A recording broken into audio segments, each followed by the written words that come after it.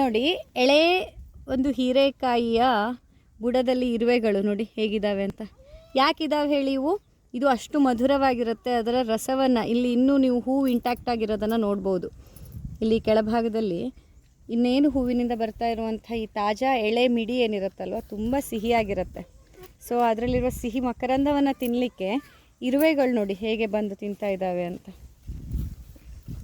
ಹಾಗಾಗಿ ಯಾವತ್ತೂ ಎಲ್ಲ ತರಕಾರಿಗಳು ಎಳೆದಾಗಿದ್ದಾಗ ಚೆನ್ನಾಗಿ ಇದಾಗತ್ತೆ.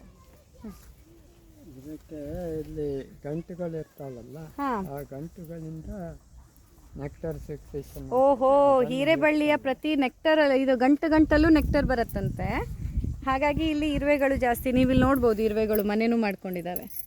ಎಷ್ಟು ಚೆನ್ನಾಗಿ ಎಲೆಯನ್ನು ಮಡಿಸಿ ಫೋಲ್ಡ್ ಮಾಡಿ ಈ ಮನೆ ಕಟ್ಟೋದಲ್ಲಿ ನೋಡಿ, ಪ್ರತಿಯೊಂದು ಪ್ರಾಣಿಗಳು, ಪ್ರತಿಯೊಂದು ಜೀವಿ ಈ ಭೂಮಿಯ ಮೇಲಿರೋದು ಕೂಡ ಮನೆ ಕಟ್ಕೊಳ್ಳೋದಕ್ಕೆ, ತನ್ನ ಆಹಾರ ತಾನು ಮಾಡ್ಕೊಳ್ಳೋದಕ್ಕೆ ಸ್ವಾವಲಂಬಿಯಾಗಿರುತ್ತೆ.